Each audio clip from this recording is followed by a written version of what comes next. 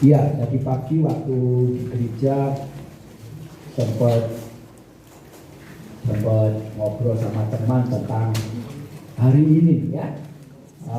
Kalau semua ada yang nulis Good Friday atau kalau kali kita itu Jumat Agung gitu ya.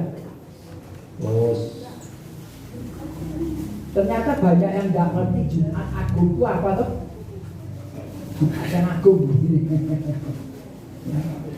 Jumat Agung itu apa? Hah? Jumat Agung apa ya? Ya Jumat ya, namanya Agung gitu ya. Ya tadi diskusi yang dulu pernah saya diskusi juga sama Paul sama Agung yang sekolah teologi ya begitu ya. Nah ini memang ngertinya Paskah, kata Paskah itu hari Minggu nanti ya. Paskah itu hari Minggu, makanya kalau nanti kebaktian Minggu orang-orang Kristen mengucapkan selamat Paskah. Jadi Sasha Angelo ya aku masih bingung juga ini. Benar enggak? Paskah itu hari apa? Minggu. Nah, mingguan tahunnya semua minggu. Alkitab di dalam Perjanjian Lama itu memang menerangkan orang Israel itu merayakan Paskah itu 7 hari.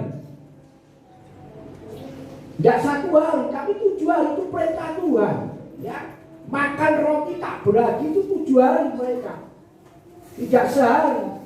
Jadi Paskah itu sebenarnya ya hari ini Paskah. Jangan lihat Jumat Agung, hari ini hari kematian Isa Al-Masih. Kematian Isa Al-Masih itu Paskah, anak domba Allah yang dikorbankan. Hari ini hari Paskah. Minggu besok masih termasuk hari Paskah, tapi di dalam Perjanjian Baru Minggu itu adalah hari kebangkitan Tuhan Yesus. Jadi bukan Paskah.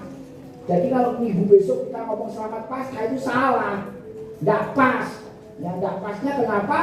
Yesus tidak dikorbankan, tapi Yesus sudah bangkit.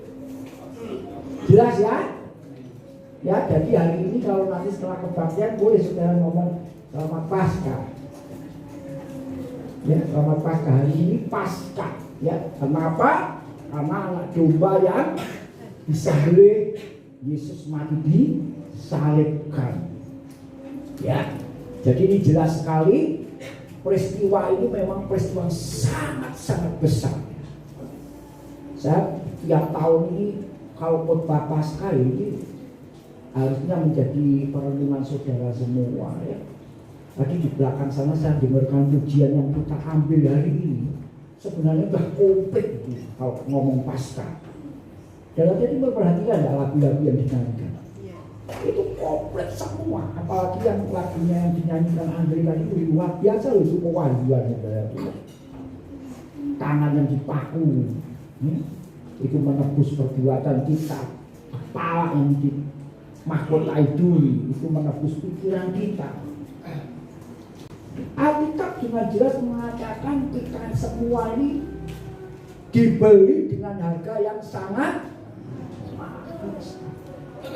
Bukan dengan emas dan perak, tapi dengan cara yang mahal, cara yang tanpa cacat dan celah, kata firman Tuhan. Sekali lagi ini menjadi perenungan buat saudara hari-hari ini setelah Paskah dalam memperingati apa yang Tuhan lakukan. Pertanyaannya sekali lagi, apa yang bisa kita lakukan kepada Tuhan? Benar ya? Ya. Kalau zaman Perjanjian Lama namanya budak, dia dibeli, dia mau diapa-apakan sama tuannya, dia tidak punya hak apa-apa. Nah kita ini semua sebenarnya budak, lebih cocoknya budak atau hamba Tuhan. Kalau hamba Tuhan mestinya nurut sama Tuhan, ya kan? Benar, nurut sama Tuhan. Ya, sore hari ini saya menyampaikan tiga hal saja ya, karena banyak sekali sebenarnya di Paskah itu kalau kita baca Alkitab, kita percaya kalau sedang merenungkan Paskah, hidupmu mestinya penuh dengan pertobatan. Tidak ada jalan lain. Ya, ketika ada perempuan berzina, ketahuan dibawa kepada Tuhan Yesus, ini hukumannya dirajam, mesti mati perempuan ini ya, zaman hukum Taurat mesti mati. Makanya orang-orang nangkep perempuan itu ngomong, Yesus menurut kamu ini orang harus diapakan? Padahal mereka tahu, ini udah tahu waktu kumpul bawa batu atau enggak, saya nggak tahu, saudara ya. Mereka terus bertanya sama Tuhan. Akhirnya Tuhan ngomong, siapa di antara kalian tidak berdosa, boleh lempar batu yang pertama.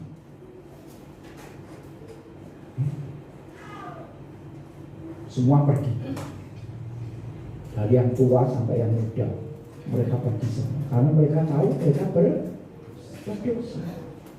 Terus Tuhan tanya ketika perempuan itu, gimana orang-orang yang mau melempari batu kamu? Dapat pergi semua Tuhan. Terus Tuhan ngomong, aku pun tidak mengampuni kamu. Terus Tuhan pesan apa? Jangan berbuat dosa. Jadi kalau kita ini benar-benar tahu persis apa yang Yesus sudah lakukan dalam hidupmu dan hidupku, engkau pasti tidak mau hidup di dalam dosa. Amin. Yuk kita buka Matius 26:30 ayatnya ya.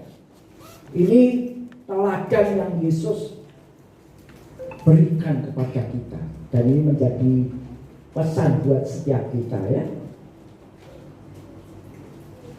Saya tadi waktu perjamuan mengatakan perkataan itu, saya membayangkan itu tidak gampang. Yesus sebagai manusia, ya, sebagai manusia kalau kita mau menderita, mau nggak? Minggu lalu saya ngomong jatuh ini lorone setengah mati, ya, supaya pengennya pingsan. Ini lagi jatuh sidik loh saudaraku ya, ya toh, belum digebuki gitu loh maksud saya. Nanti lihat filmnya The Passion itu, waduh, saya nggak bisa bayangkan. Ya, waktu saya sama istri saya masuk ke katanya itu katanya ya, penjaranya Tuhan Yesus itu mungkin jaraknya mungkin 5 meter ada ini ya mungkin ya, 5 meter dari lubang atasnya itu. Itu menurut tradisi Tuhan Yesus waktu habis disiksa itu dimasukkan penjara, bukan ada pintunya, dicat bloknya ini dari 5 meter jatuh ke bawah. Menurut tradisinya ya. Jadi penjaranya itu bukan penjara seperti sekarang bangunan rumah, enggak, itu lubang 5 meter lebih mungkin. Itu Tuhan Yesus dijatuhkan ke bawah. Saya mau nyoba lompat dari ini baru 3 meter rumah saya ini ya. Dan saya bayangkan, jadi Yesus telah disiksa sedemikian rupa, menunggu pengadilannya besok, dia dimasukkan ke penjaranya dengan dijatuhkan. Ya, waktu kita berdoa situ, wah itu memang ruang khusus, saudara ya. Kenapa saya sebut ruang khusus? Karena hampir tiap tahun nggak tahu itu berapa ribu orang sudah berdoa di tempat itu. Itu luar biasa tempat itu.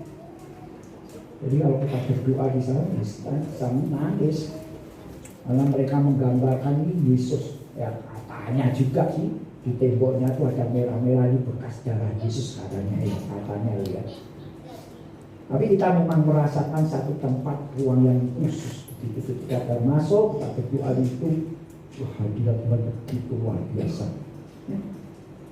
Begitu luar biasa. Tahun 2006 saya masuk sini, saya nangis jadi-jadinya.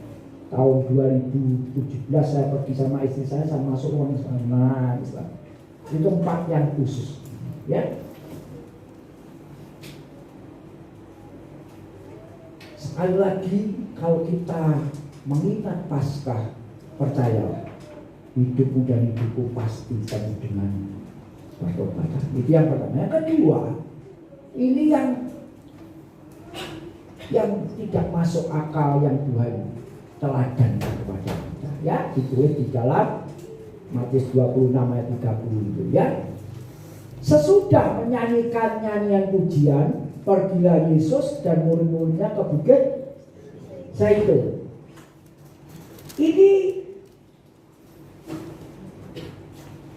tidak tahu ya, nyanyinya itu sore atau malam saya tidak tahu. Tapi yang jelas setelah nyanyi ini pergi Bethesda itu, terus Yesus ditangkap.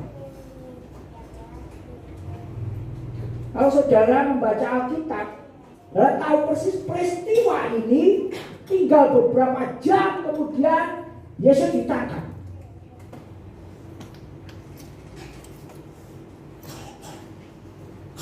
Awalnya dia awalnya bisa nyanyi ya. Awalnya bisa nyanyi ya. Tani, kamu bisa nyanyi tidak kalau sakit? Wah, kau nak coba banyak apa ya? Ya.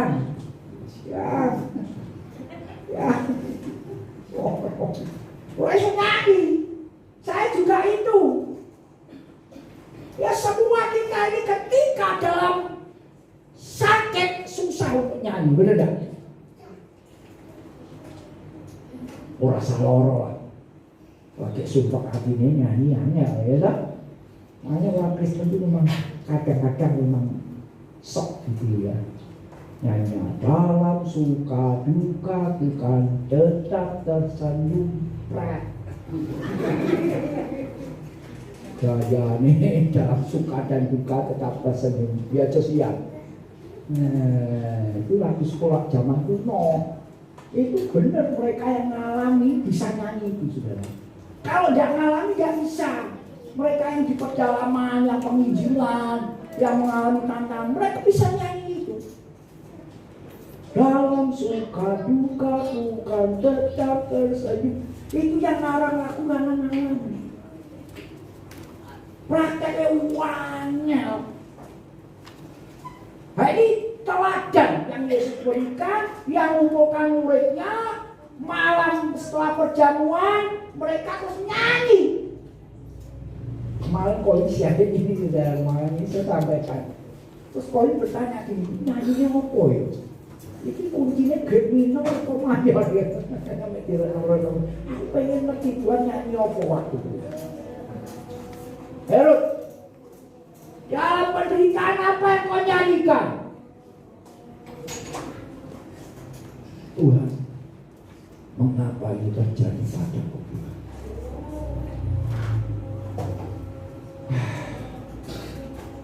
Ini luar biasa.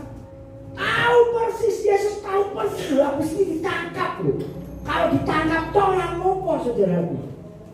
Tapi dia tahu persis setelah ditangkap apa yang akan dia alami. Dia tahu persis akan hal itu.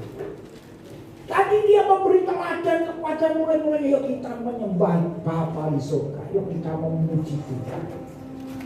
Makanya kalau saudara kumpul di sini ya seperti tadi, pujian-pujian yang kita naikkan, kalau saudara tahu nangkap arti Paskah, mau tidak mau hidupmu dan hidupku pasti cuma ngomong terima kasih Tuhan. Tuhan apa yang sudah kau buat dalam hidup. Amin. Udahlah mati dan tinggalkan. Kau pasti akan lakukan itu, benar tak? Aku ini telah mati, seharusnya aku yang mati, bukan Yesus yang mati.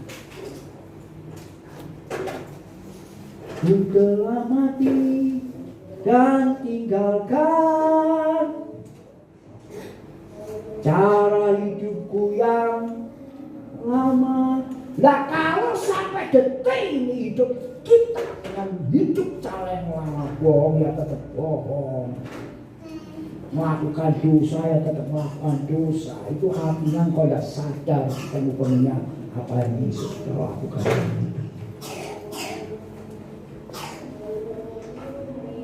Ini yang menjadi doa dan pergumulan hari-hari ini yang beberapa waktu lalu saya sharingkan tentang apa yang di-sharingkan kok. Dia melihat jemaatnya, aduh, ya bukan jemaatnya kok. Ya memang jemaatnya Kohin dalam tanda petik jemaatnya Yesus yang dipercayakan untuk digembalakan.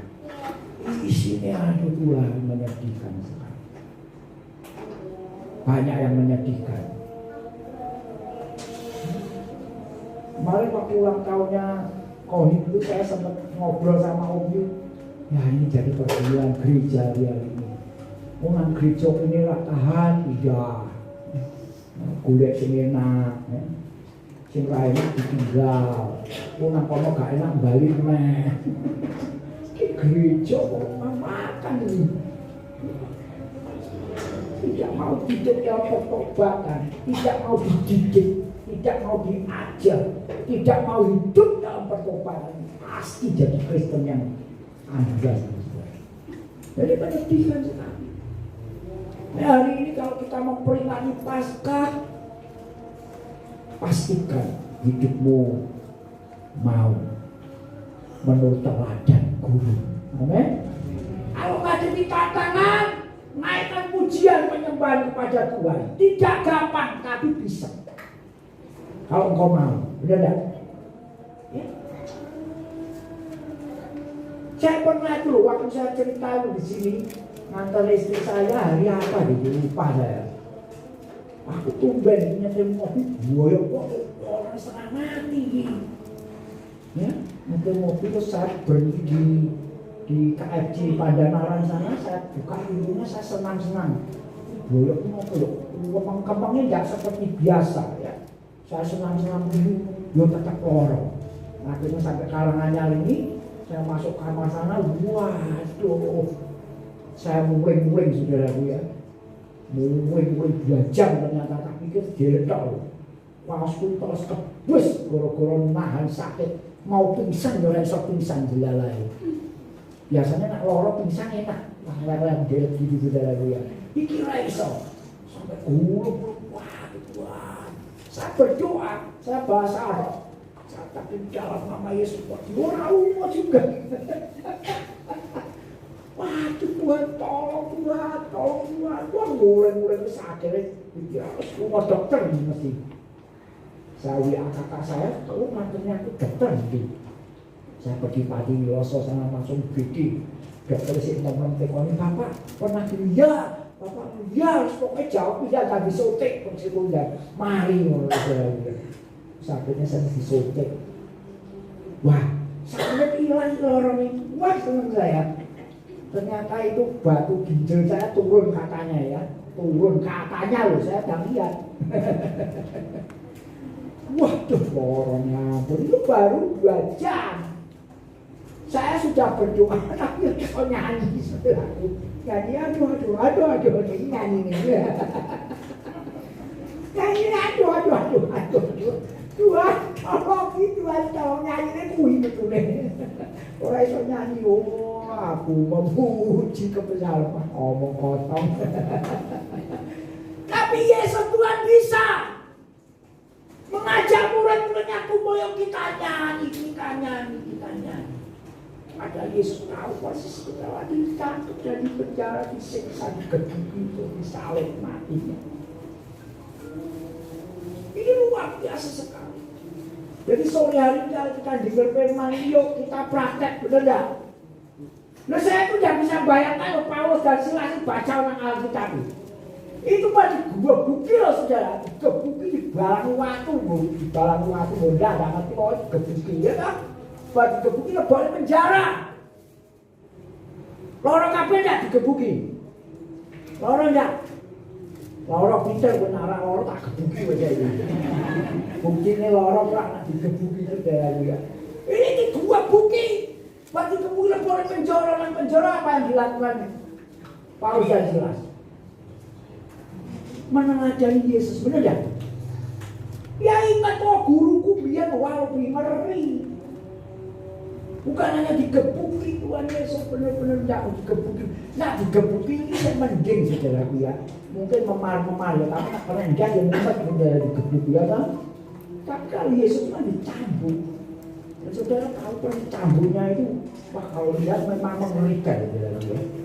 Ini cambuknya itu katanya ada duri. Duri apa ya? Duri ikan apa duri apa ya? Atau terbuat dari baja gitu. Kok garpu itu. Jadi lebih campur ini, nyantol dengan daging ini. Nenek oleh dulemu ini, wah enak. Buat, nyantol. Siapa suka mancing? Nah saya yang suka mancing. Itu kalau pancing nyantolan tangan, waduh, aku so bayang wah iki lambene iwak iki ternyata ya loro. Kenapa iwak dipancing kan mesti ngene, mugel-mugel. Bahasa Jawanya mugel-mugel iwak itu. Kalau ikan dipancing kan dia wah berok. Itu bukan berok pengen melarikan diri, lambene loro. Asem iki aku nyantol apa iki? Wali berok itu segala macam. Kenapa percaya tak cantol pancing larane kaya apa lah Tuhan Yesus itu waktu dicantol nyantol itu tarik lah itu yang nyambut tentara Roma sudah lihat filmnya The Christian itu dicambuk itu nyantol jadi tarik dan sekali ya orang apa sudah bener dah paling buka dan ini berkali-kali jadi itu bener Alkitab di Yesaya itu menggambarkan rupanya Tuhan Yesus orang rupa menungso. Itu kalau disalib Yesus kita wajah ini mungkin Yesus palsu itu.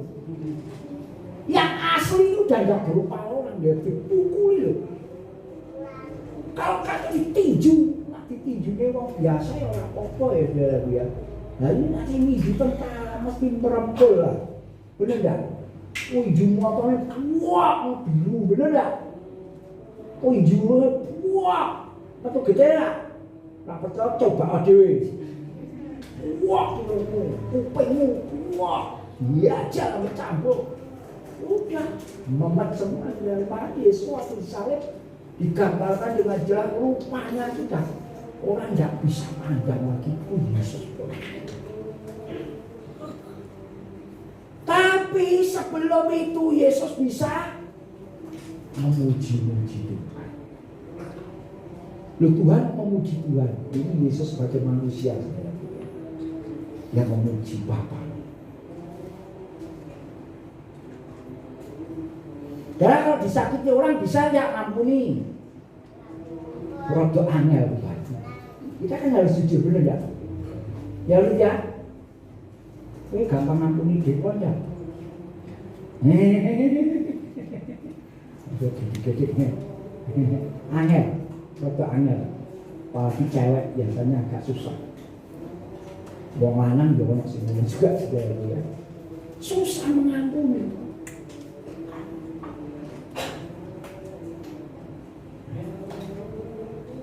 Ini yang teladan pertama. Yang kedua, saudara lihat di dalam Alkitab Lukas 22 ayat 42. Sekali lagi bacalah Alkitab, nanti saudara merenungkan bahwa peristiwa Paskah ini dahsyat luar biasa. Ya, Tuhan ngomong gini di Getsemani. Ya Bapakku, jika engkau mau, ya jika Bapak mau ya bisa, saudaraku ya. Peristiwa salib tidak terjadi, tapi saudara dan saya pasti masuk neraka. Pasti tak bisa. Karena tidak ada hukum Tuhan itu sudah ditetapkan begini dalam perjanjian lama. Nyawa ganti nyawa, tidak bisa enggak. Jadi dulu Tuhan menetapkan satu syarat, kalau orang membunuh orang itu harus dibunuh juga. Karena nyawanya untuk bayar nyawa orang yang dibunuh, saudara. Tidak bisa Tuhan sampai ngomong begini dengan tegas. Orang bunuh orang, dia tidak boleh ditebus dengan uang. Terus kita ampuni, tak bayar, tidak bisa. Itu hukum Tuhan. Jadi garisnya jelas sekali. Jadi ketika semua orang berdosa, hukuman dosa cuma satu saja, yaitu kematian, maut, masuk neraka. Allah Bapa menyediakan jalan yang luar biasa, yaitu melalui Yesus Tuhan. Kenapa melalui Yesus Tuhan? Karena Yesus adalah orang yang paling satu-satunya orang yang tidak berdosa di muka bumi. Ya. Dan ini sudah ketetapan Bapa. Oleh sebab itu Tuhan Yesus berdoa demikian di Getsemani itu ya. Ya Bapakku, jika engkau mau, ambillah cawan ini daripadaku. Tetapi, baca sama-sama, 2, 3. Bukanlah kehendakku, melainkan kehendakmu lah yang terjadi. Ini yang saudara harus berdoa hari ini. supaya hidup saudara dan saya menyerahkan kemauan, keinginan, kehendak kita yang bertentangan dengan itu. Tuhan Yesus beri teladan. Ya. Yang terakhir, ya, buka Lukas 23:34. Ini yang susah terjadi hari-hari. Ya. Lukas 23 ayat 34. Yesus berkata, ya Bapa, ampunilah mereka. Wah, ini susah.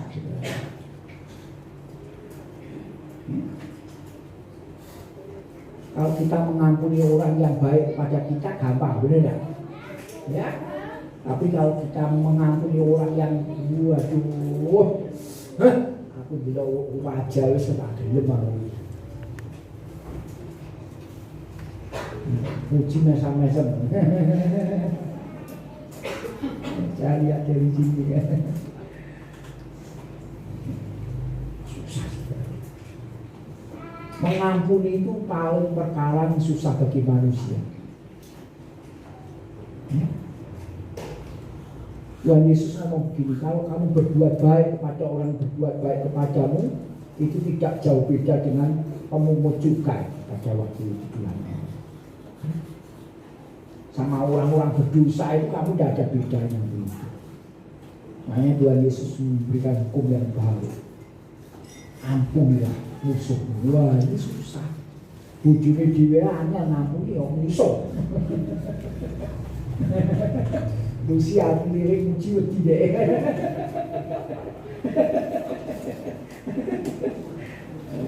Ya, ngampuni bojone dhewe susah. Apa nang musuh.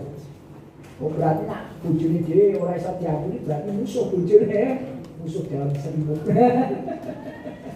Ya, susah. Tapi Tuhan Yesus memberi teladan, ya Bapa, ampunilah mereka. Inilah teladan yang diberikan Tuhan kepada kita. Paskah, kalau kita benar-benar merenungkan itu, mempercayai, mengingat apa yang sudah Tuhan Yesus buat, saudara dan saya pasti hidup di dalam pertobatan. Amin. Hidupmu akan kau warnai dengan pujian dan penyembahan. Itu pasti, saudara. Karena kasihnya memang benar-benar tidak bisa saudara bayangkan. Luar biasa apa yang sudah dilakukan Yesus ya saudara dan saya. Jadi hari ini saya yang menyampaikan tiga ini banyak sekali, saudara. Tadi pagi Umi menyampaikan di pusat bagus sekali juga. Waktu Umi tadi menyampaikan Tuhan Yesus kan perjamuan terakhir, benar tidak? Terus dia kan ngomong mengangkat roti, terus Tuhan ngomong ini tubuhku. Terus Tuhan apa? Mengucap syukur. Wah, itu ngeri saudaraku, benar nggak? Ini tubuhku yang terpecah-pecah bagi kamu. Aku mengucap syukur. Ya, saya sudah lama ini juga sharing ini dari Agung. Waktu pagi dia baca itu dia kaget juga karena waktu Jumat pagi dia baca ayat itu Tuhan berbicara yang kaget sekali. Tuhan luar biasa sekali. Engkau bakal terpecah-pecah di bumi karena campur Tuhan. Tapi kau bisa mengucap syukur. Itu udah gampang. Mirip gimana ya pujian lain, pujian dan mengucap syukur beda. Tapi ini yang diteladankan Yesus. Dan masih banyak lagi. Baca Alkitab, merenungkan dan percayalah. Kalau engkau mengakui apa yang sudah Yesus lakukan dalam hidupmu dan hidupku, engkau akan semakin cinta Tuhan. Amin. Mari kita berdoa. Kami menangkap akan isi hatimu Tuhan lewat firman-Mu dalam memperingati Paskah hari ini. Kami sungguh-sungguh bersyukur dengan apa yang sudah Kau lakukan dalam kehidupan kami. Terima kasih Tuhan Roh Kudus, Kau terus berbicara kepada kami supaya kami benar-benar semakin mengasihi Tuhan Yesus yang sudah mengasihi kami. Mari bangkit berdiri, kita angkat tangan di atas Tuhan. Saudara-saudara terkasih dalam Tuhan Yesus, Tuhan, kau mendengar firman Tuhan, kau menyimpan dalam hatimu, kau merenungkannya, dan kau rindu melakukan apa yang Tuhan katakan sore hari ini di dalam kehidupanmu. Sekarang pulanglah di dalam damai sejahtera Bapa, letakkan Tuhan Yesus dan persekutuan dengan Roh Kudus. Hidupmu dan hidupku semakin hari semakin mengasihi Tuhan Yesus yang sudah mengasihi kita. Hidupmu dipenuhi dengan pengampunan, hidupmu dipenuhi dengan pujian, hidupmu dipenuhi dengan pengucapan syukur, karena Yesus memberi teladan yang luar biasa di dalam kehidupan kita. Dan percayalah, di mana engkau ada dan saya ada, orang melihat Yesus nyata di dalam hidupnya, dan hidup menjadi berkat bagi banyak orang. Setiap kita yang percaya berkata amin.